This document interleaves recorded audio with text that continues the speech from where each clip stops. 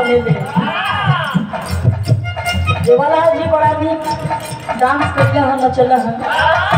सही बात बा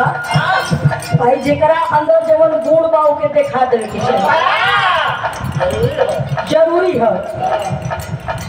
ये मास्टर गीत बजावत हो कोनो मेहरारू अपनी मर्द के बोली के बखान करतिया सबकर मर्द के तो हिप्पी उड़ेला रुमाल उड़ेला लेकिन हमारे मर्द के वो चीज बड़ा नीक लगेला का मास्टर अरे देखे भी जाए तो परिवार